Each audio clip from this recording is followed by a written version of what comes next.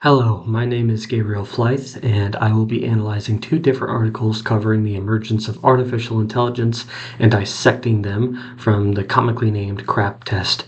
Before getting into the articles, I tend to be more biased towards figures of authority on the subject, like programmers, IT experts, or just journalists who have a good, backed understanding of the subject. Both articles will be covering the emergence of AI and its potential consequences, positive and negative. I tend to be more centrist and believe that AI can be good and dangerous for people. The first article, Ways AI Can Improve Our World, is from Jerry Patterson at Rowan University and is supportive of the implementation of AI. It gives us different ways AI can be helpful for the world. The author does acknowledge his understanding about the negative aspects about AI. To start with currency, the article was written just last year at the time of recording, 2025, during the big AI boom. For relevance, it ties in very well with the emergence of AI and its potential positive and negative consequences. Moving to authority, the author, as said before, Jerry Patterson, is the director of information security, as stated by the article. When it comes to accuracy, the article site itself is an educational source, Rowan University.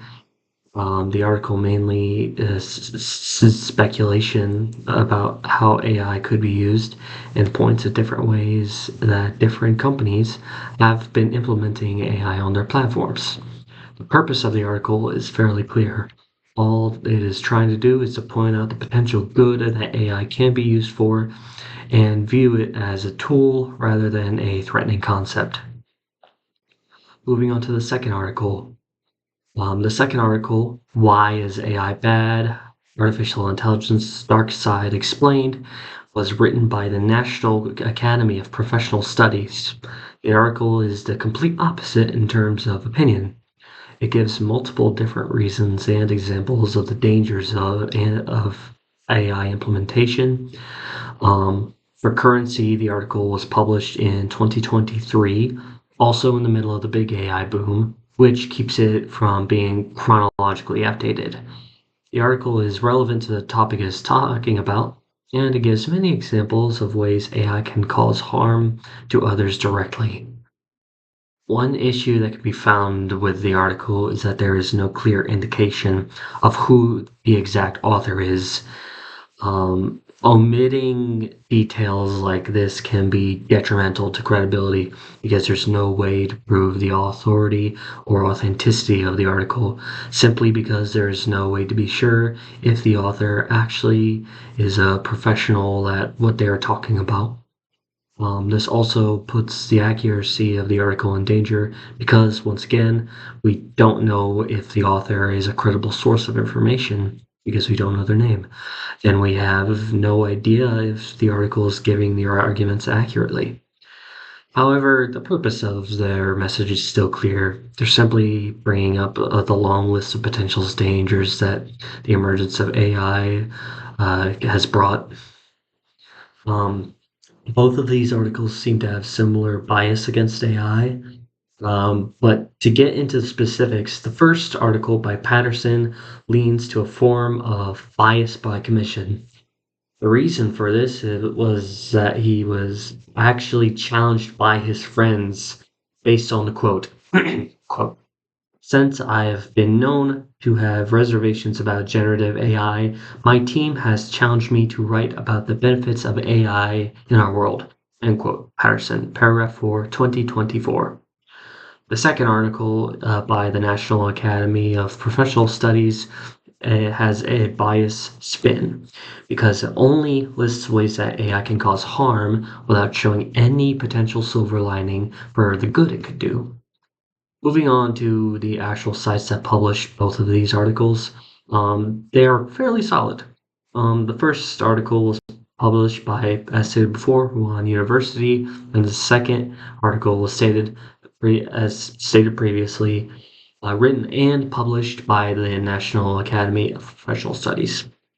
Both of these sites are official educational institutions.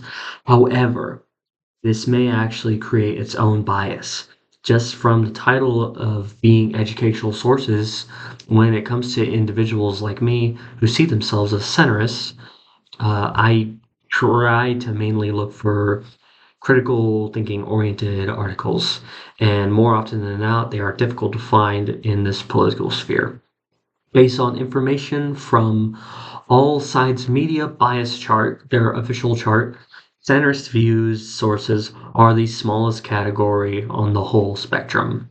This means while a source could be labeled as an official educational institute, the odds of it actually being more centered and less left or right leaning bias is very low.